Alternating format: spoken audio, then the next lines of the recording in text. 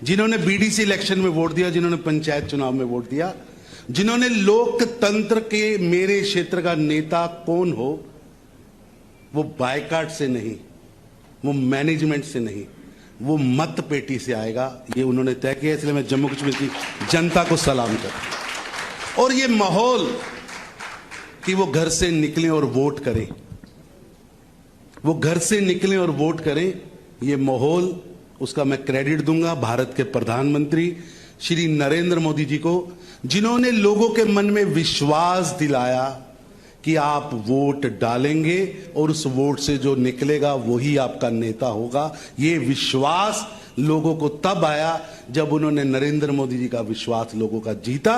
और उस विश्वास का एक दृश्य आज आपको दिखता है कि कश्मीर के 10 डिस्ट्रिक्ट हों या जम्मू के 10 डिस्ट्रिक्ट हों, दोनों के दोनों यहां लोग वोट करने के लिए निकले और लगभग 21 लाख लोगों ने वोट किया। और इसके आगे लोगों के लिए जो बदला, जिसको आपने नजदीक से देखा हो कि वोट करने के बाद लोगों को ये मिलना शुरू हुआ, ये हमने किया। ऐसा है कि 370 और 35 से जाने के बाद यहां के लोगों के अधिकारों में परिवर्तन आया, अधिकार मिले। यहां की बेटी को अधिकार मिला, यहां के वाल्मीकि भाईचारे को अधिकार मिला, यहां के एसटीज को अधिकार मिला।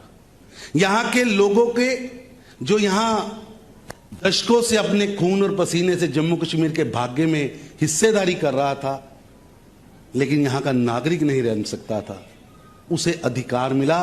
पूरे भारत के अंदर जो कानून था वो कानून यहां लागू हुआ। यहां की बेटी अब बाहर जाएगी तो उसका अधिकार खत्म नहीं होगा, चाहे वो किसी खानदान से हो या किसी गरीब झोंपड़ी से हो। ये अधिकार बेटियों को देने का काम नरेंद्र मोदी की सरकार ने किया। चलिए अब, क्योंकि यहां जी एक वाल्मीकि का बेटा ऐसा कानून बना दिया कि वो झाड़ू से, चाहे वो डॉक्टर बन जाए, वो सरकारी नौकरी झाड़ू के अलावा नहीं कर सकता।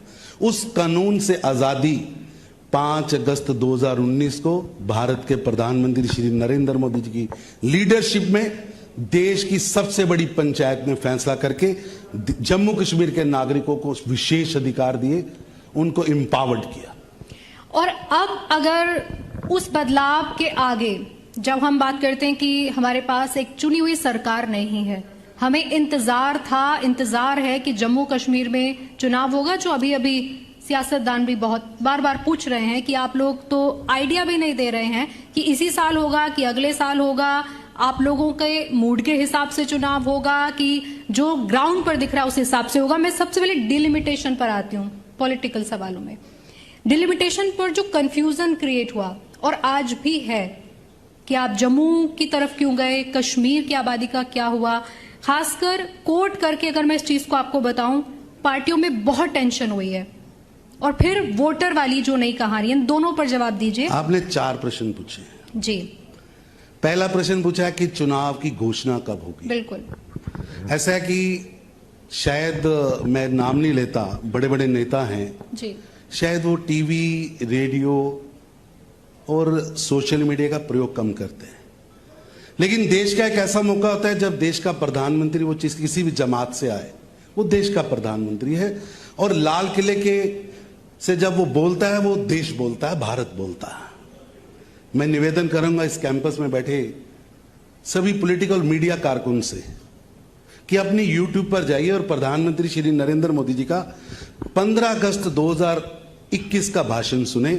उन्होंने वहां स्पष्ट किया है कि जल्दी ही परिसीमन के बाद यहां चुनाव होंगे और आई एम कमिटेड। और लाल किले से देश का प्रधानमंत्री कह रहा है तो उसका मतलब है देश कह रहा है। चलिए और आपके 4 प्रश्न है बहन, इतनी आप इतनी जल्दी में क्यों हैं? नहीं, जल्दी में क्यों हो? नहीं, मैं कह रही हूँ कि ये बहुत अच्छा किया आपने, इसका जवाब अभी मिल गया, क्योंकि अभी तैयारियां नहीं हो रही हैं, तो हलचल शुरू हो गई आपकी बात के बाद। है जी, तैयारियां, ऐसा है, कौन सी पॉलिटिकल पार्टी है जो तैयारी नहीं कर रही?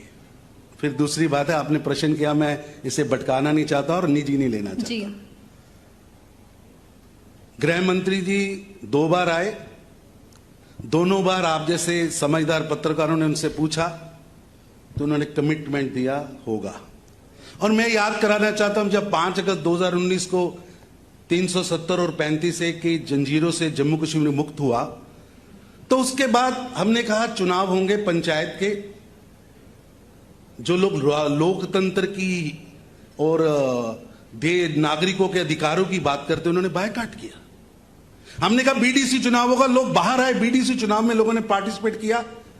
यहां एक नैरेटिव जो दशकों से बनाया गया था कि बायकॉट करिए, फिर बायकॉट किया। डीडीसी चुनाव हुआ, और जो लोग कहते हैं कि हमारी पार्टियों की गठबंधन है, केवल गुपकार अलायंस है, केवल नैरेटिव के लिए, उन्हीं लोगों ने गठबंधन बनाकर एक सीट पर एक कैंडिडेट खड़ा होगा और वो किया डीडीसी चुनाव में।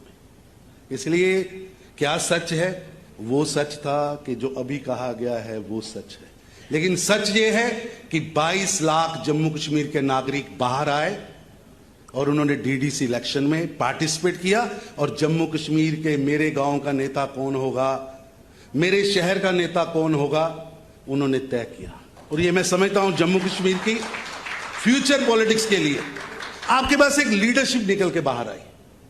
आपने रोक रखा था। लोग कहते हैं आप 3 टायर सिस्टम हिमाचल में नहीं है क्या? यहां था क्या? क्यों, किसने रोका था और क्यों रोका था? आप दशकों से यहां पर हैं, आपने क्यों नहीं अधिकार दिए यहां के लोगों को?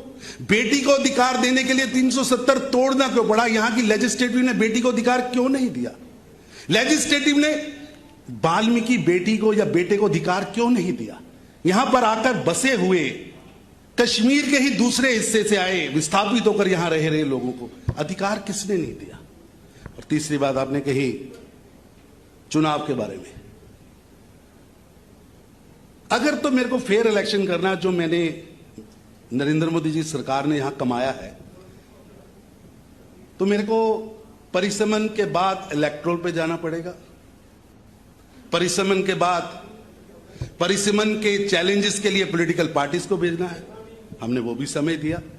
और जो लोग हम पे उंगली करा रहे हैं उन्होंने उस पर पार्टिसिपेट भी किया। ब्यूटी है पॉलिटिक्स की, लोकतंत्र की ब्यूटी है, डेमोक्रेसी की ब्यूटी है। अब घर घर जाकर ऑफिसर वोट बना रहे हैं, वोट बनेंगे, वोट बनने के बाद भी लिस्टें जनता के सामने रखी जाएंगी। भारत के अंदर लोकतंत्र बहुत मजबूत है। वोटर लिस्ट हर पॉलिटिकल पार्टी के ऑफिस जाएगी, हर पॉलिटिकल पार्टी का नेता उसे चैलेंज कर सकता है। चैलेंज के लिए उसके पास फॉर्म 7 उसको लगा सकता है। कहां रोका जा रहा है? लेकिन अगर पॉलिटिकल नैरेटिव को जिंदा रखने के लिए आप भ्रम पैदा करें तो जनता सब जानती है। हमें लगता है नहीं जानती, लेकिन जो जनता है वो हमसे ज्यादा जानती है। सवाल ये था कि 25 लाख से ज्यादा वोटर्स ये कहां से आ रहे हैं, किस एज ग्रुप के हैं, कैसे तय हो रहा है, वो सबसे बड़ा कंफ्यूजन है। ऐसा है कि जब आप कहेंगे, अभी कोई आप मेरे से आके कहता है कि ये बिटिया चौधरी है, इसकी शादी अभी अमृतसर में हो गई है, आपकी शादी तो कहीं हुई है, अमृतसर में हो गई है, और जम्मू में इसके अधिकार खत्म हो गए, अब वापिस आके जम्मू में रहती है और इसको वोटिंग राइट नहीं है, और जब उसको वोटिंग राइट मिलता है तो संख्या तो बढ़ेगी। नंबर 2, जिन लोगों को आपने कई साल इन अधिकारों से वंचित रखा कि आप लोकसभा में तो वोट कर सकते हैं लेकिन विधानसभा में वोट नहीं कर सकते, अब उनके पास भी तो अधिकार आया है। संख्या आने दीजिए, पट्टी खुलने दीजिए, बस्ता खुलने दीजिए, आपकी पार्टी के कार्यालय में भी वो लिस्टें जाएंगी। लेकिन आपके नैरेटिव के बलि पर जम्मू कश्मीर के नागरिक की बलि नहीं दी जाएगी। जो जम्मू कश्मीर का नागरिक है उसे वोट का अधिकार मिलेगा। और मैं कहना चाहता हूं, बड़े बड़े नेताओं से पूछना चाहता हूं, 7 दशक पूरे देश के अंदर 2 तरह की लिस्टें बनती हैं, एक विधानसभा और लोकसभा के लिए एक लिस्ट, और कारपोरेशन पंचायत चुनाव के लिए दूसरी लिस्ट। केवल जम्मू कश्मीर एक ऐसा प्रांत था जहां 3 लिस्टें बनती थी। तरुण चुग अगर जम्मू कश्मीर का नागरिक है, यहां रह रहा है, वो लोकसभा में तो वोट कर सकता है लेकिन विधानसभा में वोट नहीं कर सकता। ये उसके अधिकारों का हनन नहीं था? 7 दशक आपने उसको ढोया, उसके अधिकारों को छीना, यहां की बेटियों के अधिकारों को छीना, यहां के एसटीज के अधिकारों को छीना, यहां के एससीज के अधिकारों को छीना। सारा देश आगे बढ़ गया, 140 जनहित के कानून बन गए, यहां नहीं लगे। आप पत्रकार हैं, आज पूरे देश के अंदर पत्रकार, कोई सोशल एक्टिविस्ट सरकार के दफ्तर में जाता है, 10 रुपए की पर्ची लगाता है, सरकार से पूछता है मेरा पुल बना था, किस ठेकेदार ने बनाया था? उस 10 रुपए की पर्ची के मुताबिक सरकार को जवाब देना है कि ये पुल किसने बनाया था। वो दूसरी 10 रुपए की पर्ची लगाता है, अधिकार है उसका, ये पुल का ठेका किसको मिला था, उसमें पैसे कितने खर्च हुए, ईंट कितनी लगी, सीमेंट कितना लगा। 7 दशक राज करने वालों ने वो अधिकार यहां की जनता को क्यों नहीं दिया? देश के पूरे सभी स्टेट्स में वो अधिकार था, यहां नहीं था, क्यों नहीं था? क्या वो अधिकार यहां की जनता को देना बनता है कि नहीं बनता है? हमने दिया है, हमने दिया है। और जो लोग ये कहते हैं कि नहीं दिया है, तो बताएं, सामने आए। मैं तो आपको कहता हूं, आपने एक अच्छा प्लेटफॉर्म दिया है, लेकिन मैं अपनी बात कह रहा हूं, कोई अपनी बात कर रहा है। मौका दीजिए, कभी समय लगाइए, स्टेज लगाइए, हम सब मिलके बात करें, पता तो लगे गलत कौन है। जनता जानना चाहती है कि गलत कौन है। और अधिकार मिलने से, एम्पावर्ड होने से डेमोक्रेसी मजबूत होती है, कमजोर नहीं होती। डेमोक्रेसी मजबूत होती है। अब मैं आती हूँ एक ऐसे मुद्दे पर जिसको लेकर थोड़ी फिगर्स नहीं मिल पा रहे हैं कि ये कैसे होगा। आपका सबसे बड़ा मुद्दा था कश्मीरी पंडितों को वो श्योरिटी मिलेगी, वो सुरक्षा मिलेगी कि वो जहां हैं कश्मीर में रुकेंगे, खुशहाल जीवन होगा और जो वापसी चाहते हैं उनका सपना पूरा होगा। देखिए, उसका क्या हुआ? इस प्रश्न के 2 हिस्से हैं। जो लोग आज खिल्ली उड़ा रहे हैं कि वो कैंप में थे, इस कैंप से दूसरे कैंप में चले गए, मैं दिल पे हाथ रख के कहता हूं, उनसे पूछना चाहिए वो कैंपों में आए क्यों? वो तो गदरबल में, हब्बा कदल में, सोनावर में अपने घरों में सोए थे। जब 89 नवंबर और दिसंबर था, सत्ता पे कौन था? मैं इस स्टेट का सीएम हूं, मैं रक्षक हूं, मेरी जिम्मेवारी यहां के नागरिकों की रक्षा करना। मैंने शपथ ली है नागरिकों की सुरक्षा और रक्षा की, कि नागरिकों में खास मजहब की सुरक्षा की और खास मजहब की ना सुरक्षा की। कौन था 89 नवंबर में? किनके कारण वहां से विस्थापन हुआ? जवाब तो देना पड़ेगा। लाखों लोग विस्थापित होकर, ट्रकों में बैठकर, बसेस में बैठकर, रोते हुए बच्चों को सीने पर लगाकर जम्मू, दिल्ली, मुंबई। बहन, 10 दिन के लिए घर छोड़ना होना तो आदमी ट्रंक तैयार करता है, ट्रंक तैयार करता है। 33 साल से वो घर छोड़ के बैठे हैं। अब हम उन पर जख्म छिनक रहे हैं कि वहां ताला लगा था कि नहीं लगा था।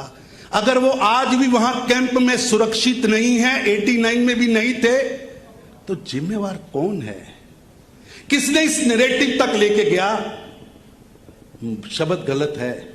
किसने नारे लगाए और कौन उस समय नारों की इजाजत दे रहा था? जम्मू कश्मीर बनेगा, आजाद होगा, बट्टों के बिना, बटनों के साथ। किसने दीवारों पर लिखा था अपनी बेटी बहू और छोड़ के चले जाओ? किसने लिखा था? अगर किसने लिखा था और किसने उसकी इजाजत दी थी? कौन हुक्मरान था? बताना पड़ेगा। कागज हिलाने से, उसकी फड़फड़ाहट से आप उनके दर्द को, उनके जख्मों को भूल नहीं सकते। 32 साल, 1 दशक, 2 दशक, कहते 2 दशक में जनरेशन बदलती है। कभी जाके देखा किसी ने? लोग कह रहे जी बदल नहीं आया। ऐसे कह रहे हैं जैसे वो लाल चौक में कुर्सी लगाकर बैठते थे और बिना सिक्योरिटी का घूमते थे। जो लोग रूल करते रहे, मैं उनसे पूछता हूं आपको सिक्योरिटी कब मिली? जब आप स्कूल में थे तब आपके साथ सिक्योरिटी थी कि नहीं थी? क्योंकि आप एक जनरेशन को साथ लेके चल रहे थे, एक फोर फादर्स को साथ लेके चल रहे थे। जब आप स्कूल में पढ़ते थे आपके पास सिक्योरिटी थी।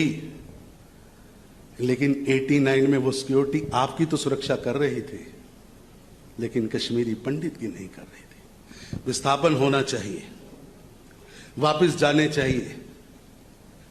माहौल किसको बनाना है?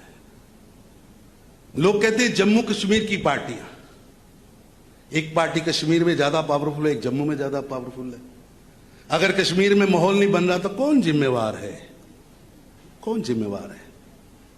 और अगर कोई गणित की बात करता है, संख्या की बात करता है, मैं बिल्कुल सहमत हूं कई मित्रों से कि लाशों की संख्या नहीं गिननी चाहिए, लेकिन अगर संख्या ही पैमाना है तो 90 से लेकर 89 से लेकर 2019 तक कौन सत्ता में था? वो नागसनी की घटनाएं, जब बच्ची को काट दिया गया, वो सामूहिक बलात्कार, वो बारातों की बारातें लुट गई, बारातों की बारातें मार दी गई, वो हत्याओं का दौर, वो घरों का दौर, वो जले हुए घर, सुनसान शहर, एक दिन का दौर नहीं है। क्यों इस्तीफा दिया था आपने 15 जनवरी को? जनता को बताइए, जनता जानना चाहती है। इसलिए एक पेज को फड़फड़ाने से आप किसी के जख्मों को मरहम नहीं लगा रहे। जख्म है, मिलके उसको मरहम देनी होगी। क्योंकि मुद्दा इतना बड़ा है तो यकीनन समय लग सकता है, लेकिन जिस तरह आपने कश्मीरी पंडितों के लिए बजट का प्रावधान किया, आपने नौकरियों पे जवाब दिया, सदन में सबके सामने रखा, उस हिसाब से कश्मीरी पंडितों की सुरक्षा के मसले में क्या आने वाले समय में आपके एजेंडे में है ये कि आप उन्हें सुरक्षित माहौल देंगे, आप, क्योंकि आप जिम्मेदारी उठाते हैं इस बात की? ऐसा है कि सरकारों के एजेंडों में है, पार्टियों के एजेंडों में है, और मैं खुशकिस्मत हूं, मैं जिस पार्टी में आता हूं उसका नैरेटिव है, वो पार्टी ही इसलिए बनी है, हम उसके लिए हर परसक प्रयास करेंगे। लेकिन मसला सरकार का है ही नहीं, मसला है आपने जो सोशल जहर भरा है वो कैसे खत्म होगा, उसके लिए आगे आना होगा। अमर और पैगाम की बात करनी होगी, एक मौत से नहीं निकलेगी, सबको मिलके काम करना पड़ेगा। आपको माहौल बनाना पड़ेगा कि जो 20,000 21,000 हब्बा कदल का नागरिक आज जम्मू में बैठा है, वो जम्मू कश्मीर का नागरिक है ना। जो पीओजेके से विस्थापित होके आया था, कश्मीर के उधर के जिलों से विस्थापित होके आया था, क्यों नहीं उसको कश्मीर में आपने जगह दी? क्यों उसको जम्मू में जगह दी? जो हुक्मरान थे वो छोटी कहानी बताकर बड़ी कहानी का तथ्य बदल देंगे, ये जनता सब जानती है। अगर जवाब देना है तो हर बात का जवाब देना पड़ेगा। आप बताइए, पीओजेके के नागरिक कहां के रहने वाले थे? वो मुजफ्फराबाद, अगर हम 2 हिस्सों की बात करते हैं, जम्मू व कश्मीर, तो उनको कश्मीर में क्यों नहीं रहने दिया गया? जनता जानना चाहती है। चेहरा छुपाने से चेहरा छुप नहीं सकता, जनता ने चेहरा देखा। जो ये कहते हैं सिक्योरिटी नहीं जरूरत, क्या अपने समय में वो लाल चौक में कभी गए थे? आज बत्तियों की बात करते हैं। आपकी गाड़ी पर तो जब आप छोटे से थे तब आपके पास Z+ सिक्योरिटी थी। आज बात कर रहे हैं सिक्योरिटी की, क्योंकि आज आप कमांड में नहीं हैं, इसलिए आपको लगता है कमांड गलत है। अरे गणित की बात करता हूं, मेरे साथ खुली बहस रखिए। इनके सालों का हिसाब मांगिए, हमारे दिनों का हिसाब लीजिए। वो समा जानिए कि 2 लाख 3 लाख 4 लाख लोग विस्थापित हो रहे, 2 लाख से ज्यादा विस्थापन स्थिर हो जाता है। अरे आप कह रहे हैं केमिस्ट मारा गया, अरे एक केमिस्ट ही बचा था रविंदर जी, एक केमिस्ट ही बचा था, वो भी आपने मार दिया। ये क्यों नहीं कहते? बहुत जख्म है, उन जख्मों का उत्तर देना पड़ेगा।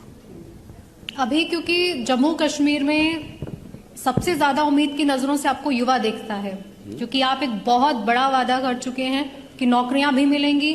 370 हटने के बाद कब से मिलेंगी, कैसे मिलेंगी, कितने सालों में मिलेंगी? एक सवाल उमर अब्दुल्ला जी ने भी किया था। समय बहुत कम है, ऐसा वादा आप लोगों ने किया कि जैसे 370 हटते ही नौकरियां मिलेंगी। मेरे पास समय कम है जी, लेकिन जिनको जम्मू कश्मीर का विकास नहीं दिख रहा, मैं जेके चैनल के युवा पत्रकार आपके सहित सबको कहूंगा कि आप एक गाड़ी लीजिए, मैं उनको चल के दिखाता हूं कहां कहां इंडस्ट्री लगी है, कहां कहां रोड बन रही है।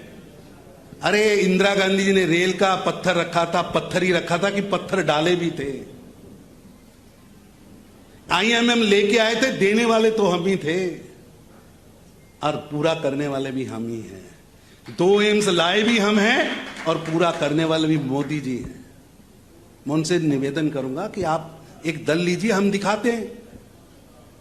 60,000 इंडस्ट्रीज के आवेदन आए हैं, लगभग 50,000 करोड़ रुपया जम्मू कश्मीर में विकास हो रहा है। अरे आप कह रहे हैं कि कोविड था, अरे कोविड था, आप तो प्लास्टिक, मास्क के बाद प्लास्टिक लगाकर भी 1.5 साल में 4 बार घर से निकले। वो कोविड पर हमें दृष्टांत देंगे, वो नेता दृष्टांत देंगे। 4 साल में, 1.5 साल में 4 बार घर से निकले। वो एक बार जम्मू आए, डीडीसी चुनाव में आना था, लोगों ने मास्क लगा रखा था, इनकी ही पार्टी का जलसा था, आगे एक प्लास्टिक भी लगा रखा था। अरे बाप रे, किसी की सांस छोड़िए स्पर्श ना हो जाए। और वो कोविड के दिनों को छुट्टी मानने को तैयार नहीं। मैं पूछना चाहता हूं, जम्मू कश्मीर के अंदर कोविड था, भारतीय जनता पार्टी का कार्यकर्ता, यहां की सरकार वेंटिलेटर दे रही थी, ऑक्सीजन दे रही थी, दवा बांट रही थी, इंजेक्शन लगा रही थी, फूड बांट रही थी। इनकी पार्टी क्या कर रही थी? जो खुद लोग भी थे और पार्टी को लॉकडाउन में ले गए थे, पूरी की पूरी पार्टी लोग थी, वो आज कह रहे हैं कि आप 1.5 साल छोड़ दीजिए। अरे 1.5 साल छोड़ने के बाद भी हमसे 3 साल का हिसाब लीजिए, अपने 70 साल का हिसाब लेके आइए। मैं खुली बहस के लिए तैयार हूं। मैं आपसे भी निवेदन करूंगा और जेके चैनल की मैनेजमेंट से भी निवेदन करूंगा कि एक कुर्सी उनकी लगाइए, एक बहन जी की लगाइए, एक हमारी लगाइए और उनकी भी लगाइए, आमने सामने बात हो जाए। बताएं, ये कह रहे हमारी पार्टी ने वहां से लिख के भेजा है। अरे बाप रे, बापा जी कुछ कहते हैं, मुंडा कुछ कहता है। अब क्या है सच यही जाने।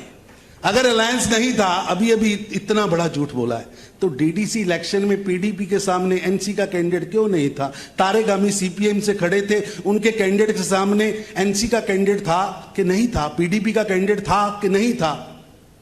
क्या चुनाव की आहट ने आपकी घबराहट बढ़ाई है?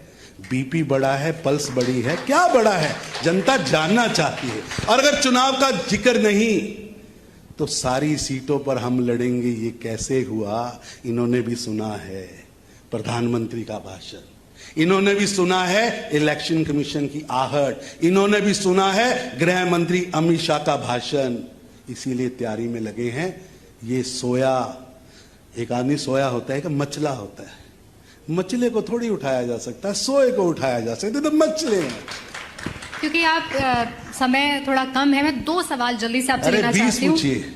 जल्दी से। अरे आमने सामने पूछते तो पता लगता, वो बेचारे चले गए। मेरी तो 2-3 ही अभी बॉल फेंकी मैंने, चले गए। अब मैं तो 50 बहुत बड़ी बात उन्होंने अपने इंटरव्यू में कही थी कि आज जो डर है इससे पहले कभी नहीं दिखा। आप किस तरह से उसको देखते हैं कि अगर कोई पॉलिटिशियन आकर किसी स्टेज से ये कहे कि आज पहले से ज्यादा खौफ है, तो कैसे लोगों को मैं उनसे पूछना चाहता हूं, बहन, जो डर की बात कह रहे हैं, आपका चैनल है, जम्मू की स्टेज है और अमर अब्दुल्ला साहब ने 1 घंटा बोला है, किसी ने रोका?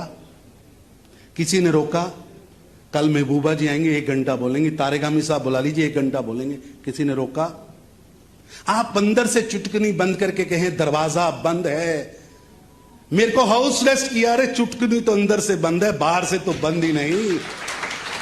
आप किसको जिंदा करना चाह रहे हैं? आप चाइना की बात करते हो भारत के अंदर रहकर, आप पाकिस्तान से बात करने की बात करते हो। किसने कहा जाओ मैदान खुला है, पाकिस्तान से हथियार लाओ और जम्मू कश्मीर का भाग्य बदल दो? और जब हथियार आ गए तो रिजाइन दे दिया। जब लाइन लगी थी बटोत से लेकर जम्मू तक, श्रीनगर से लेकर बटोत तक, और उस ट्रकों के अंदर जम्मू कश्मीर की बेटियां अपने बच्चों को लेकर, बुजुर्गों को लेकर, इसलिए घर से निकली थी कि 10 दिन बाद वापस जाना है। 10 दिन बाद मैंने हब्बा कदल पहुंचना है, 20 दिन बाद जाकर शंकराचार्य में पूजा करनी है। 32 साल 31 साल बीत गए। आपको दर्द आया? कभी लगा कि अब्दुल्लाज, मुफ्तीज, नेहरूज ये सभी गए हों, उन बस्तियों में जाके माफी मांगी हो कि हमारी गलतियों के कारण आप जम्मू कश्मीर के नागरिक हैं? मैं जम्मू कश्मीर का मुख्यमंत्री था जब आप विस्थापित हुए थे, मैं आपके चरण पकड़कर माफी मांगता हूं। कहा था जब मैं मुख्यमंत्री था तो आपके घर पे लिखा गया था संतोष को छोड़ जाना और खुद चले जाना। संतोष यानी उस घर की बेटी को नहीं लिखा था? आप कहां थे उस समय? आप क्यों रूल कर रहे थे? और आपसे सिमट नहीं रहा था तो रूल क्यों कर रहे थे? और क्यों रोका था आपने पुलिस को सुरक्षा देने से? क्यों सुरक्षा बलों को रोका था? जवाब नहीं है। जम्मू कश्मीर के लोगों के भाग्य को खराब करने के लिए 3 परिवारों ने जो यहां जहर घोला है, आज हम उस जहर को समाप्त कर रहे हैं, उस जहर को निकाल रहे हैं और जम्मू कश्मीर को तरक्की की ओर लेके जा रहे हैं। उन्होंने यहां टेररिज्म कैपिटल बनाया, पत्थरबाज पैदा किए। आज आप कह रहे हैं पत्थरबाज दिख नहीं रहे। आप भी तो कर सकते थे। और आप कहते हैं पत्थरबाज को सजा दे दी। कोई कहता है डर है, खौफ है। मैं इस खुले मन से कहता हूं, आतंकवादी के एक सीने में, उसकी आंखों में डर दिखना चाहिए, दिखना चाहिए। जिसने भारत के खिलाफ बंदूक उठाई है, जिसके हाथ में हैंड ग्रेनेड है, कि वो आएगा और रघुनाथ मंदिर में आकर जम्मू में बम फेंकेगा, उसकी आंखों में डर दिखना चाहिए। जो भारत माता की जय, भारत की जिंदाबाद की जगह पाकिस्तान जिंदाबाद कहेगा, उसकी आंखों में डर दिखना चाहिए। जो ISIS का झंडा घंटाघर श्रीनगर में चढ़ाएगा, आज अगर वो चढ़ा नहीं सकता, उसकी आंखों में डर है, तो मैं कहता हूं ये डर दिखना चाहिए। ये देशभक्ति का डर, देश की सुरक्षा का डर, उसको दिखना चाहिए, दिखना चाहिए। अगर आप मेरे को सामने बिठाते तो मैं वहां भी कहता कि जो लोग चाइना से मदद मांगने की बात करते हैं, जो ये कहते हैं कि हिंदुस्तान का राष्ट्रीय ध्वज हमारी आन, हमारी शान, तिरंगा उठाने वाला जम्मू कश्मीर में दिखेगा नहीं, हाथ बचेगा नहीं, मैं उनको बताता आज हाथ भी है, सीना भी है और जम्मू कश्मीर की धरती भी है और यहां के बेटे भी हैं जो हाथ में तिरंगा लेके लाल चौक से निकलते हैं। अभी निकाला जुलूस, ये बैठी ही ना बहन, ये बैठी है बहन हमारी, ये सब हाथ में झंडा लेके निकली थी। ये कश्मीरी नहीं है क्या? क्या आपके एजेंडे को पाकिस्तान जिंदाबाद कहने वाला ही कश्मीरी है क्या? ये भी कश्मीरी है, झंडा लेके निकले थे, भारत माता की जय, हिंदुस्तान जिंदाबाद। ये डर अगर उनके मन में है तो दिखना चाहिए। आप कह रहे हैं कि बीजेपी सपोर्टेड पार्टीज, अरे आप हमारी साथ सरकार में थे, आप केंद्र में मंत्री थे, तब हम ठीक थे। आज हम गलत हो गए क्योंकि आपको लगा कि जम्मू कश्मीर के नागरिक आपके नैरेटिव पर खड़े नहीं है, इसलिए आपको खौफ दिख रहा। एक नेशनल पॉलिटिक्स पर सवाल, क्योंकि हम उस पर ज्यादा सवाल रखना चाहते थे समय की कमी की वजह से। आजकल एक नई कैंपेन चल रही है, भारत जोड़ो। अब लोग ये भी पूछ रहे हैं कि पहले क्या था जो अब जोड़ो। आपकी क्या उस पर राय है कि इलेक्शन से ठीक पहले जो बीजेपी को कहा जाता था देशभक्ति मॉडल, अब सब पार्टियां ग्रैब कर रही हैं? देखिए, अगर सभी पार्टियां, सभी नागरिक, वो पार्टियां भी जो विभाजन के लिए जिम्मेवार हैं और वो पार्टियां भी जो लगातार विभाजन के लिए काम कर रही हैं, अगर वो देशभक्ति पर आती हैं, भारत माता की जय कहती हैं, वंदे मातरम कहती हैं, तो मैं समझता हूं ये भारतीय जनता पार्टी के एजेंडे की जीत है। ये हमारे एजेंडे की जीत है कि यहां की कन कन भूमि, यहां की एक एक कन मेरी मातृभूमि है। ये एजेंडा 1950 के दशक में जब श्यामा प्रसाद मुखर्जी माधोपुर के बॉर्डर पर खड़े हुए थे और जम्मू कश्मीर की ओर बढ़े थे, तो उन्होंने एक ही लॉजिक दिया था जलंधर के अंदर खड़े होकर, जम्मू कश्मीर भारत का नागरिक है, भारत का अंग है और भारत के नागरिक होने के नाते मैं बिना परमिट जम्मू कश्मीर के अंदर एंटर होऊंगा। और जो लोग आज यहां टिप्पणियां कर रहे हैं, मैं उनको याद दिलाना चाहता हूं तब उनके साथ अटल बिहारी वाजपेयी साहब थे। माधोपुर से बॉर्डर पार करते ही उन्हें अरेस्ट किया गया। जब उनको खींचकर जम्मू कश्मीर की ओर लेके जाया जा रहा था तो उन्होंने अटल बिहारी वाजपेयी को कहा, गो अटल टू से the nation, Mukherjee arrested but entered in Jammu Kashmir without permit. और तब से हमारी कमिटमेंट है 1950 के दशक से कि 2 प्रधान 2 निशान 2 विधान ना दिए रहेंगे और आगे भी आने वाली जनरेशन में नहीं होंगे। जो लोग लगता है कि शुक्र है मैं हैरान था, वो कहते हम आंदोलन नहीं करेंगे, हम डेमोक्रेटिक तरीके से चलेंगे।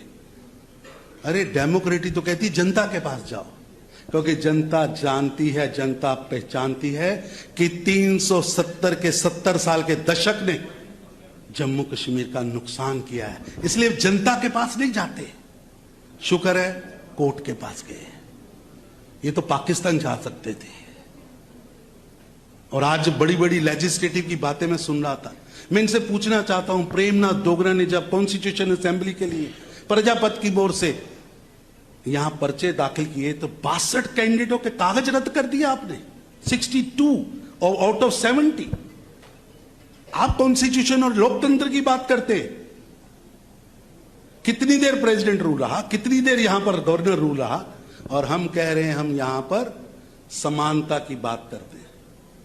लोग आज कह रहे हैं जी, मैं उनसे पूछना चाहता हूं, आयुष्मान भारत लागू की यहां पर मोदी साहब ने, 1 करोड़ 25 लाख जम्मू कश्मीर के नागरिकों को एक समान अधिकार दिया।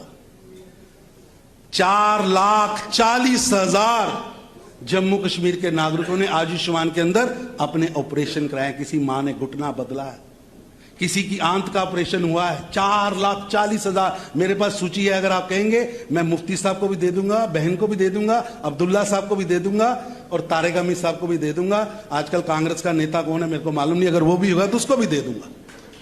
4,40,000। हमने तो नहीं पूछा कि आपका घुटना खराब है, आप किस धर्म से हो, आप किस रीजन से हो, आप ऊपर के हो कि नीचे के हो, आप डोगरा हो कि कश्मीरी हो, आप पंडित हो कि पहाड़ी हो, आप गुज्जर हो कि एससी हो। आप जम्मू कश्मीर के नागरिक हैं, आपको 5 लाख रुपया मेडिकल इंश्योरेंस मिलता है और 4,40,000 जम्मू कश्मीर के नागरिकों ने उसका इस्तेमाल किया है। 3 लाख घर मिले हैं, मेरी हिना बहन ने कईयों को दिलाए। अभी तो लंगड़ा रखा था, हमने उसकी टांग पूरी की। किसी से नहीं पूछा कि तुम्हारा धर्म क्या है। हमने रसोई गैस बांटे, देश के अंदर 12 करोड़ रसोई गैस बांटे। किसी से पूछा आप क्रिश्चियन हो, रसोई गैस नहीं मिलेगा। आप मुस्लिम हो, आपको मिल जाएगा। आप बुद्धिस्ट हो, आपको नहीं मिलेगा। अरे भारत का नागरिक हो, गरीब हो, रसोई गैस ले जाओ। आपके घर में शौचालय है कि नहीं है, आप भारत के नागरिक हैं, आपके घर में शौचालय सरकार बनाएगी। यह है नरेंद्र मोदी। आप रीजन के हिसाब से देश बांटते हो। यहां एम्स बनेगा, यहां, अरे जम्मू कश्मीर की 1-1 इंच भूमि भारत की भूमि है। जितना कठुआ अच्छा है उतना ही बारामूला मेरे लिए अच्छा है। अहब्बा कदल भी उतना अच्छा है जितना हमारे लिए अनंतनाग अच्छा है। अरे पूरा जम्मू कश्मीर हमारा है, हम सब यहां के नागरिक हैं। आप यहां बैठकर टिप्पणियां करते हो क्योंकि जम्मू कश्मीर से कोई कह रहा है मैं विकास की बात करूंगा, आपके अलावा कह रहा है, आपको बर्दाश्त नहीं हो रहा। मैं ना उनका नाम ले रहा हूं ना उनका नाम ले रहा हूं कि भी जम्मू कश्मीर में। अरे भैया, आप भी तो किसी के कंधों पर 80 के दशक में सत्ता में आए थे, 90 के दशक में आए थे। आज आपको नैरेटिव बुरे लग रहे। तरुण चुग जी, बहुत बहुत शुक्रिया, आपने इतना समय दिया और इतनी इत्मीनान से सवालों के जवाब दिए। हम आपका बहुत बहुत तहे दिल से शुक्रिया करते हैं। और मैं आप पे प्रश्न छोड़ के जा रहा हूं। बिल्कुल, बहुत सारे सवाल मैं आपसे ये प्रश्न छोड़ के जा रहा हूं। आपसे निवेदन है कि प्रधानमंत्री नरेंद्र मोदी जी ने एक संकल्प लिया है जम्मू कश्मीर को आगे बढ़ाने का। मैं धन्यवाद करता हूं आपकी मैनेजमेंट का, सुभाष जी का, कि आपने 370 के बदलाव की आंकलन करने की कोशिश की है, शुरुआत की है। मैं चाहता हूं कि इसके ऊपर ओपन डिबेट्स हो और इस प्रदेश का ठेका नहीं लिया है 3 परिवारों ने। ये तय नहीं होगा कि अब्दुल्ला के पेट से जो अब्दुल्ला पैदा होगा वो ही मुख्यमंत्री बनेगा, मुफ्ती के पेट से जो मुफ्ती पैदा होगा वो ही मुख्यमंत्री बनेगा, और जो नेहरू के पेट से पैदा होगा वही मुख्यमंत्री का बनेगा। जम्मू कश्मीर का आग नागरिक किसी का भी बेटा हो जिसे जम्मू कश्मीर की जनता चाहेगी वो मुख्यमंत्री बनेगा। आइए ना बहस करिए कि आप ही क्यों, आपका परिवार ही क्यों, कोई और क्यों नहीं, और क्यों नहीं। और यह भी तय करिए कि 31 साल जम्मू कश्मीर को आग के लिए आग पर किसने सेका, किसने आग पर छोड़ा, आप क्या कर रहे थे? जब आग लगती थी इंग्लैंड भाग जाते थे। इसलिए मेरी आपसे निवेदन है, अच्छी शुरुआत आपने की है, लेकिन ओपन डिबेट कराइए, आमने सामने बिठाइए। और मैं भारतीय जनता पार्टी की ओर से निवेदन करूंगा, उनका भी प्रदेश अध्यक्ष बिठाइए, हमारा भी प्रदेश अध्यक्ष बिठा दीजिए, बिल्कुल, उनका भी सांसद बिठाइए, हमारा भी सांसद बिठाइए। पूछिए फारूक अब्दुल्ला साहब को कि आपको कितने वोटों से आप मुख्यमंत्री हैं, और मैं बताऊंगा जुगल जी को कितने वोट पड़े, मैं बताऊंगा डॉक्टर जितेंद्र सिंह को कितने वोट पड़े। अरे एमपी तो आप भी हैं, 2000 वोट के प्रॉक्सी के एमपी हैं, और यहां 20-20 लाख वोटों के बीच में से झूम कर बाहर आते हैं। नेतृत्व का मतलब, अगर आप मालिक हैं तो आप जनता, आप जम्मू कश्मीर के लिए जवाबदेही हैं, केवल किसी एक मत, एक पंथ, एक विभाग, एक क्षेत्र के लिए नहीं। और जम्मू कश्मीर प्रधानमंत्री नरेंद्र मोदी जी की स्पष्ट सोच है, यहां का हर नागरिक उसको एम्पावर्ड करना है, यहां के हर व्यक्ति को एम्पावर्ड होना है, लेकिन किसी परिवारवाद में, वंशवाद में, तानाशाही से, भ्रष्टाचार से। अरे पूछिए तो सही साहब, आप क्यों गए थे ईडी? पूछिए इनसे, इन्होंने कहा मैं गया था ईडी, क्यों गए थे बताइए तो सही। क्या प्रश्न पूछे थे आपसे? जनता जानना चाहती है कौन सी जालसाजी की है, क्यों नहीं बोल पाते हैं। बहुत प्रश्न है, इसलिए मैं आपसे भी निवेदन करूंगा, मैनेजमेंट से भी निवेदन करूंगा कि आमने सामने बैठाइए, दूध का दूध, पानी का पानी। और अब जनता ने मन बनाया है जम्मू कश्मीर को टेररिज्म कैपिटल नहीं, टूरिज्म कैपिटल बनना है, विकास की ओर बढ़ना है, आगे जाना है, और जम्मू कश्मीर को भारत के सभी प्रांतों की तरह आगे बढ़ना है। इतना ही कहता हूं, बहुत बहुत धन्यवाद। बहुत बहुत शुक्रिया, आप आए, इतना समय आपने दिया, सवालों के जवाब दिए, बहुत